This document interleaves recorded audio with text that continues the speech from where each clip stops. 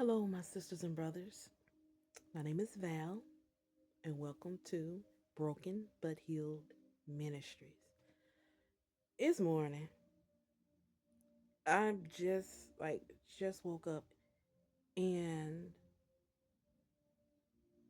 y'all gave me a series of night visions that I really believe I need to share. That is warning. So I ask you, Adonai Yahweh, to just cover this video and that you would just have your way and just show us, your people, how to pray about these things. In Yeshua's name, amen. So I ask that you listen, and if Yeshua gives you any further insight, by all means, drop it down, in the comment section. But this is just something I feel that I need to share so that we can be praying because, he will often send warning. So the first night vision, because it came in threes, like three sets. The first one was I saw a lady. Um, I'm not gonna, call her name, but like she's a YouTuber. She's loud. Um, but she was in her kitchen, and it was like she had a house like out, like in the country or something. She was in her kitchen, and it was like she was doing a video. She was in front of the phone. She was like, "Y'all, don't drink the water if you see this." And she called it black, and then another word, but I can't remember what the word was. She said, if you see this in the water, don't drink it. It's a wrap. It's no good. It's no good, y'all. I'm telling you, if you see black in whatever word, it's no good. Watch. So then when she said watch, I saw another scene where it was like a river or a lake, but it was a little body of water.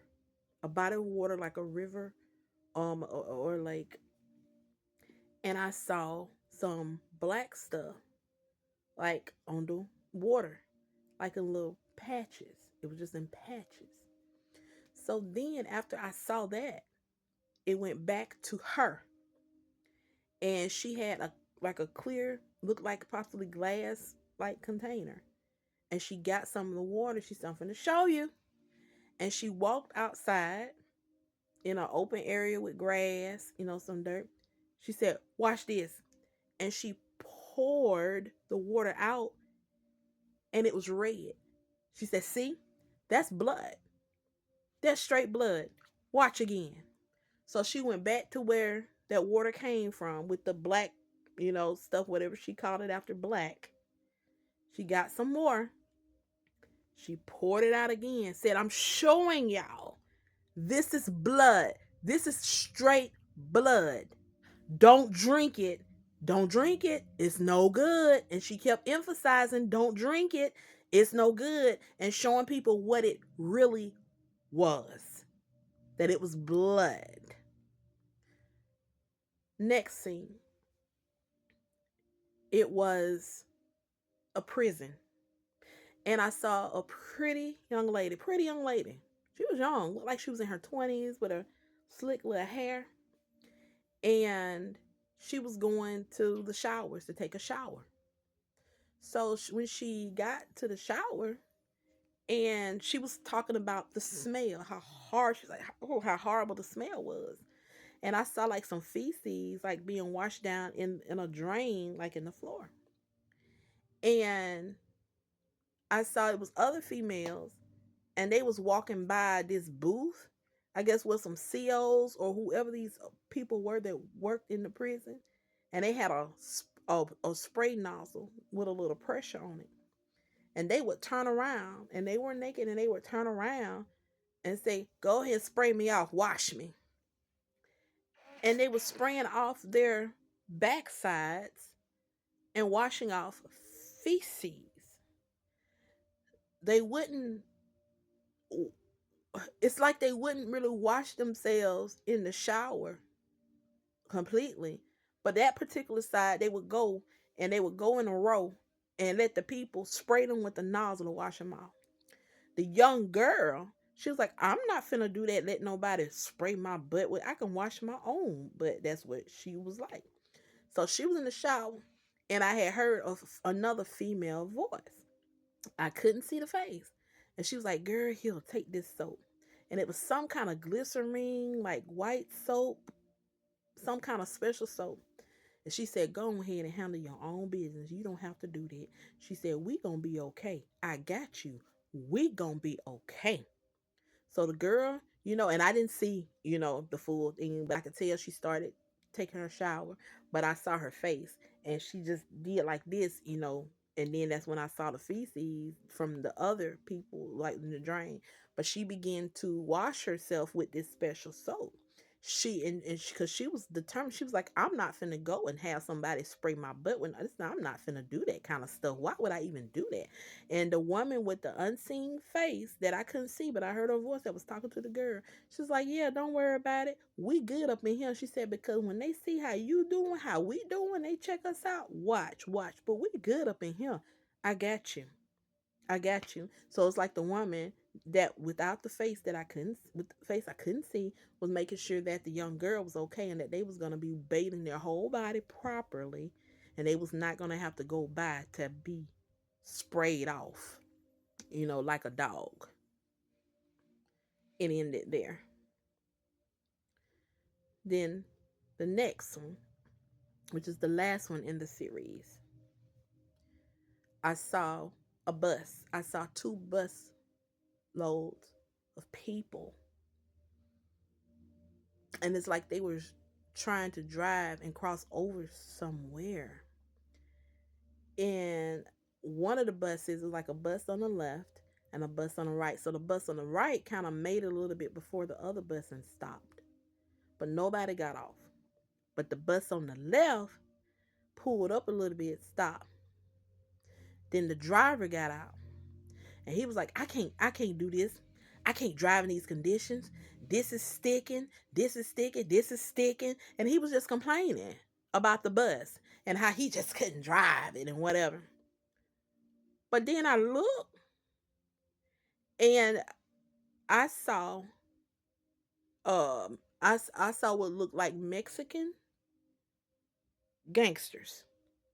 What we would call like thugs, that would have like Mexican thugs. They were looking hard. Hard. Like, bro. And it was a few of them.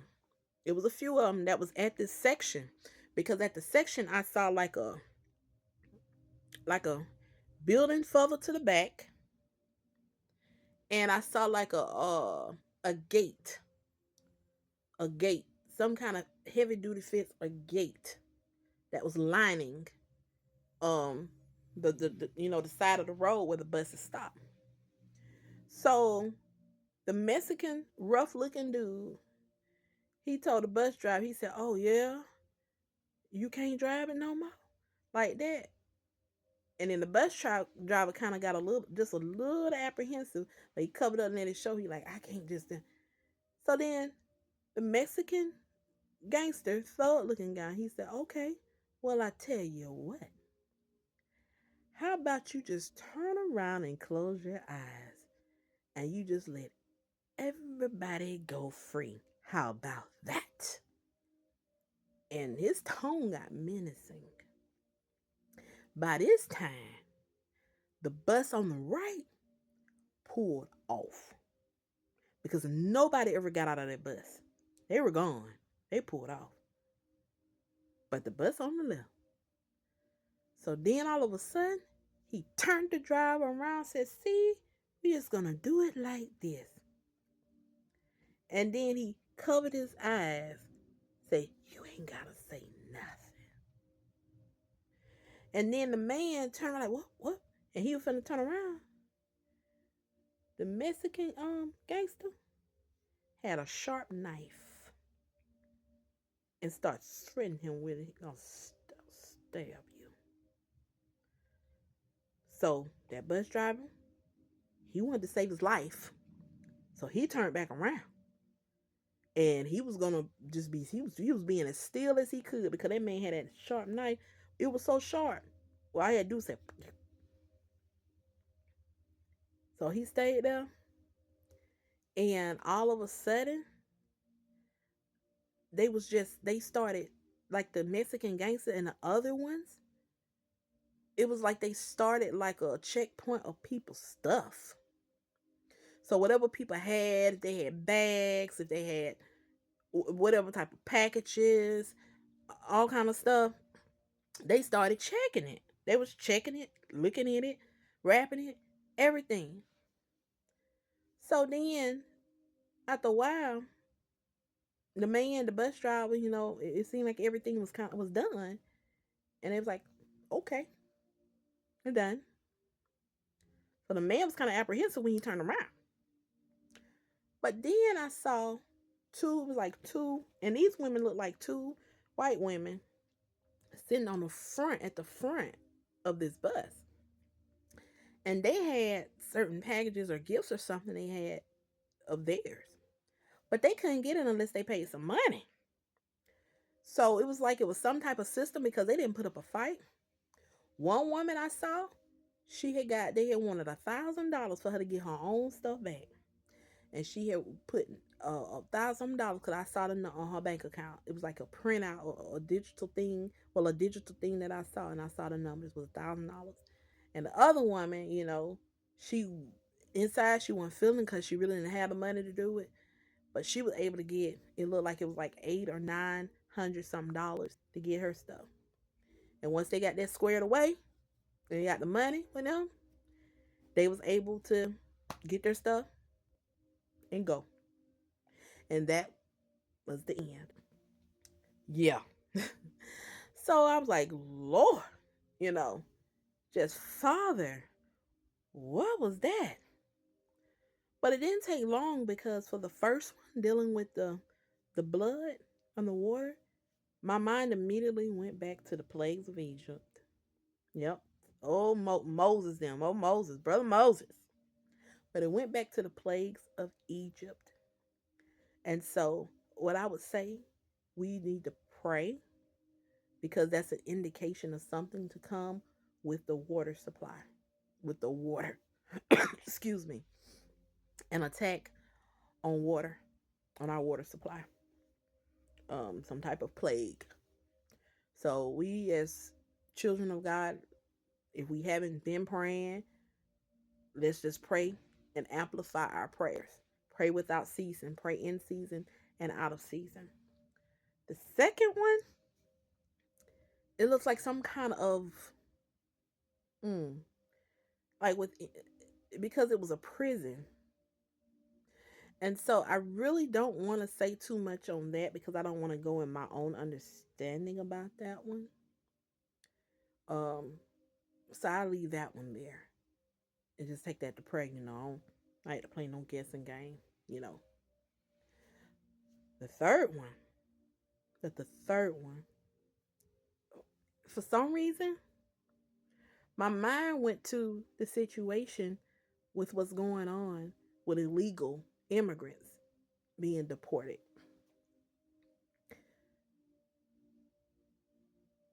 We need to pray for these people. That is the one that's transporting people. And we also need to pray for the people that's traveling to these countries that they know so many people getting deported back to. Because it's like you had the bus on the left, and remember the bus on the right.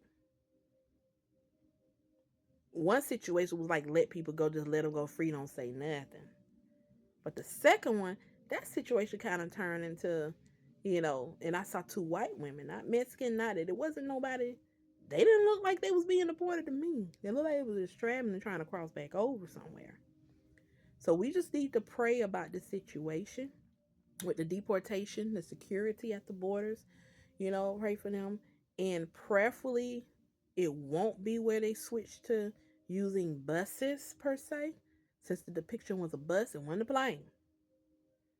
But let's just do some further prayer, into that because we know that a lot of people are angry and there's a lot of, brewing, unrest going on right now, here in this country, because some people are mad and having temper tantrums, over some things, because things are, being done and being shifted and placed in order in such a way that it should have been in the first place. Um, but we just need to pray about that and other things. So I just want to come on here and just release this. And I pray that, Abba Yah will just deal with you through his ruach, will just deal with you. Just pray on these things. And I love you. And I'll talk to you guys later. Bye.